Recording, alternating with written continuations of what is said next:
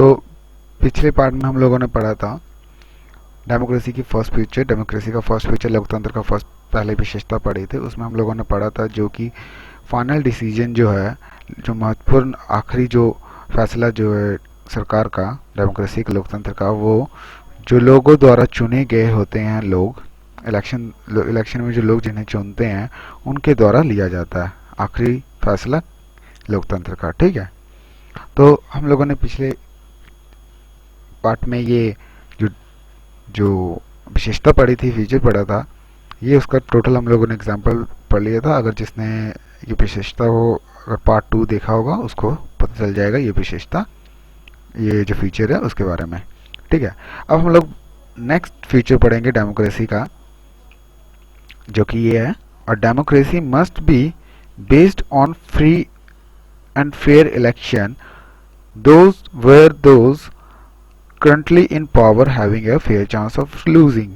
जो लोग क्या कहते हैं, डेमोक्रेसी एक तरह का, इस तरह का इलेक्शन प्रोवाइड करती है, इस तरह का इलेक्शन डेमोक्रेसी का होता है जिसमें क्या कहते हैं निष्पक्ष, जो इलेक्शन होता है एकदम निष्पक्ष और आज़ादी रूप से होता है, एकदम फ्री और फेयर इलेक्शन होता है। ठीक है, ताकि जो भी करंटली इलेक्शन है उसमें क्या कहते हैं, जो एक हारने का चांसेस भी हो सकता है रूलर पार्टी का वहाँ पे चांसेस भी हो सकता है हारने का या जीतने का, जो भी है एक तरह से ये चांस भी हो सकता है। इस तरह से वो डेमोक्रेसी जो लोकतंत्र है फ्री एंड फेयर इलेक्शन करवाती है। ठीक है, तो इस फीचर को समझने के लिए हम लोग क्या करेंगे, पहले टोटल एग्जाम्पल को समझते हैं। तो यहाँ से स्टार्ट होता है हमारा example.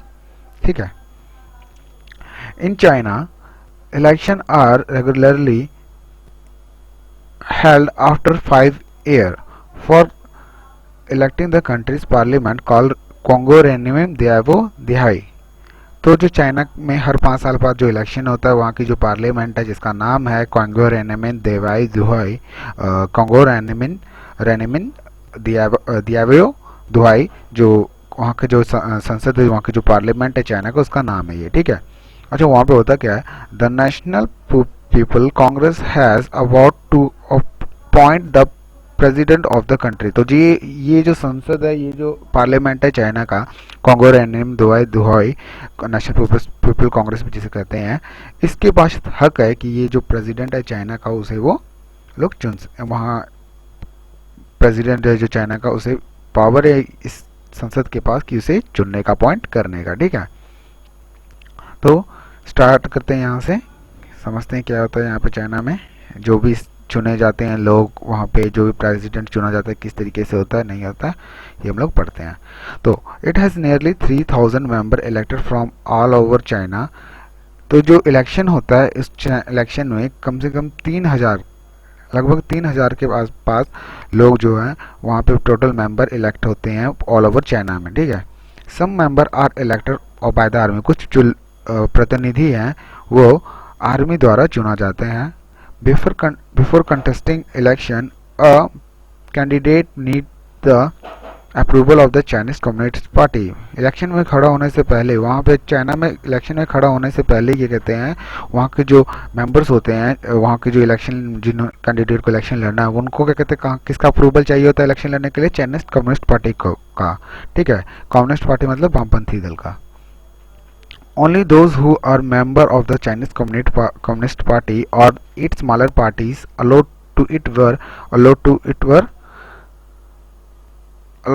to contest election. Sorry, party allied it to it were allowed to contest election held in 2003।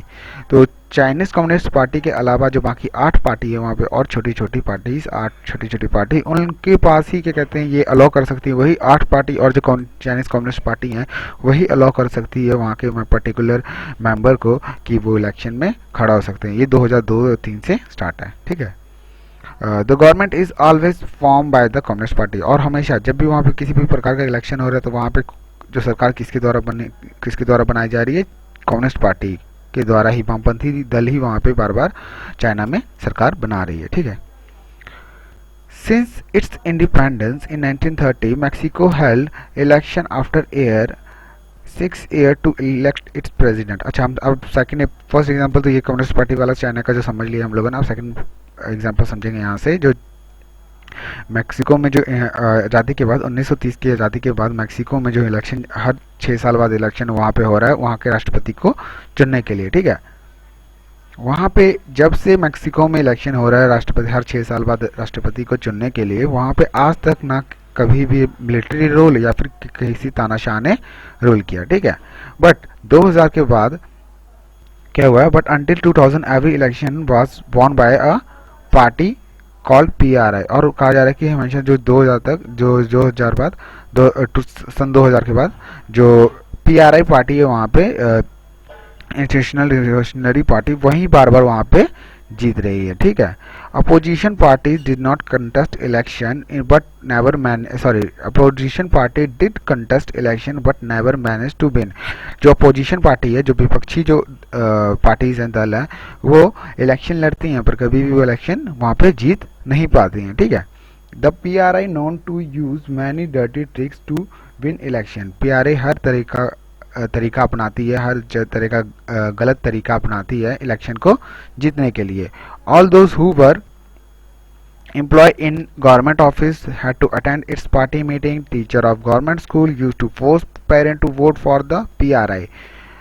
Media largely ignored the activities of opposition political parties except to criticize them. Sometimes the polling booths were shifted from one place to another place in a last minute. तो कहा जा रहा है कि वहाँ पे कैसे कैसे तरीकों का जो कौन कौन से गलत तरीके अपनाती है पीआरआई पार्टी वहाँ पर जीतने के लिए मैक्सिको में चुनाव को।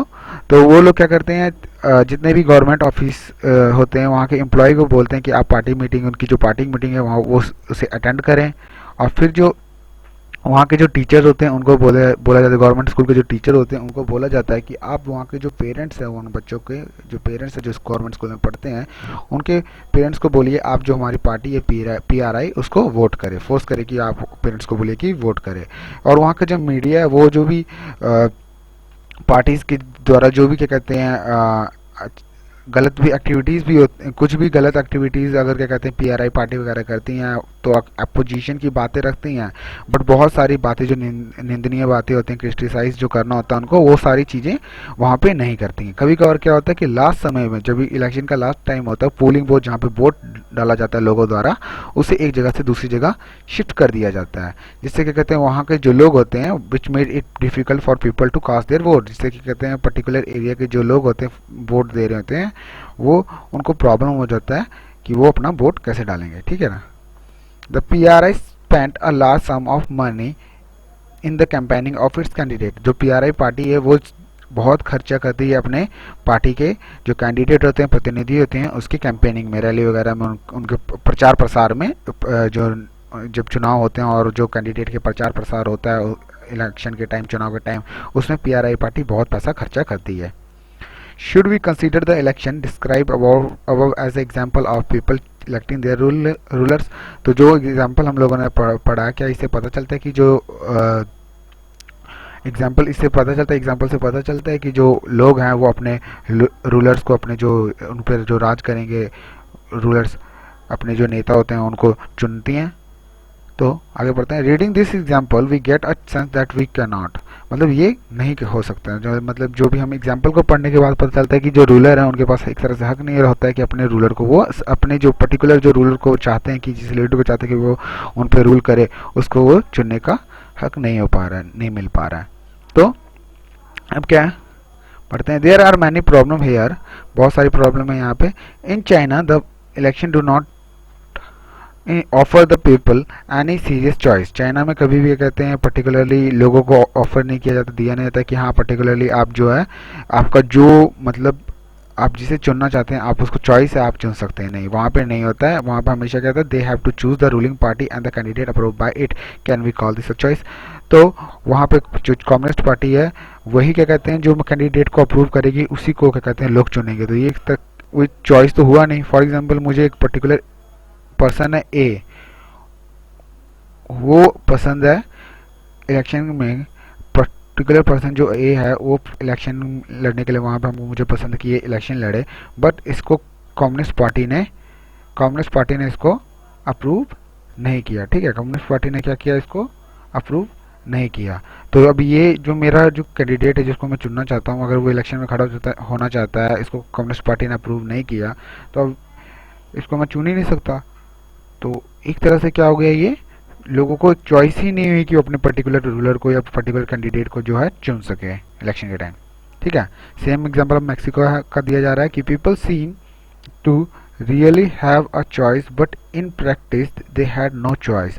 हाँ, तो सेम देखो, अब चाइना में क्या था कि चाइना में कम्युनिस्ट पार्टी ही बताती कि वो पर्टिकुलर चुना जाए कि नहीं, व्यक्ति अगर जो कम्युनिस्ट पार्टी जो जिसको चुनती थी उसी को वोट वगैरह लोग करते थे, बाकी को जो जिसको नहीं चुनती थी वो इलेक्शन भी नहीं लड़ पाते थे।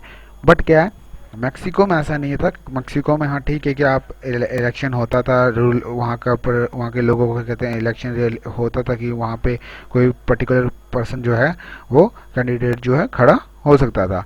बट ऐसा नहीं है कि वहाँ पे लोगों को चॉइस मिलता था, एक हिसाब से उनके चॉइस का उल्लंघन किया जाता था, उनके चॉइस को दरकिनार कर दिया जाता था।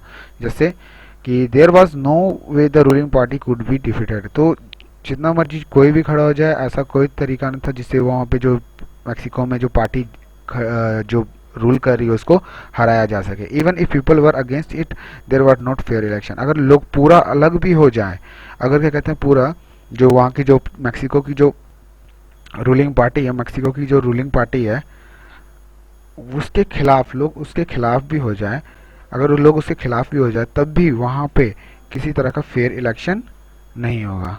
ठीक है। वहाँ के लोगों को अगर लोग उसके खिलाफ हो जाए, रूलिंग पार्टी के खिलाफ हो जाए मैक्सिको में, फिर भी वहाँ पे वो जो रूलिंग पार्टी है वो निष्पक्ष इलेक्शन होने ही नहीं देगी वहाँ पे। We can thus add a second feature to our understanding of democracy. Holding election of any kind is not sufficient. The election must be offer a real choice between political alternative, and it should be possible for people to use them choice to remove the existing ruler.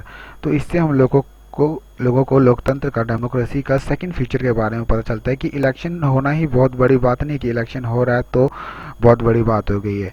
नहीं, लोगों को election में जो भी राजनीतिक प्रतिनिधि हैं, उन लोगों को अलग अलग राजनीतिक जो लोग हैं, जो भी कैंडिडेट खड़े हो रहे हैं, उनको चुनने का, चॉइस करने का मौका होना चाहिए। उनको जो लोगों के पास है, जो राजनीतिक प्रतिनिधि को चुनने का हक होना चाहिए कि वो अपने प्रतिनिधि को चुन सकते हैं। और जो भी लोग वहाँ पे जो पहले से रूल कर रहे हैं उनको हटाने का, उनको क्या कहते हैं हराने का, हारने का या फिर हटाने का उनके पास चॉइस भी होना चाहिए। इसलिए हमारा सेकंड फीचर स्टार्ट होता है यहाँ से। हमारा सेकंड फीचर हम लोग पढ़ते हैं, जो क्या कह रहा था, हम लोगों ने पूरा एग्जांपल पढ़ लिया। अब फिर से सेकंड फीचर को हम लोग देखते हैं। और democracy must be based on a free and fair election where those currently in power having a fair chance of losing. तो डेमोक्रेसी एक तरह का ऐसा निष्पक्ष और फ्री इलेक्शन, ऐसा निष्पक्ष और आज़ादी से इलेक्शन करवाती है जिससे कि वहाँ पे जो करंटली पावर में जो सरकार है उसका हारने का भी चांसेस हो सके। ठीक है। आज हम लोग को यही तो पढ़ना था। आगे हम लोग थर्ड पार्ट में, फोर्थ पार्ट में जो डेमोक्रेसी का थर्ड फीचर विशेषता है उसको हम डिस्कस करेंगे।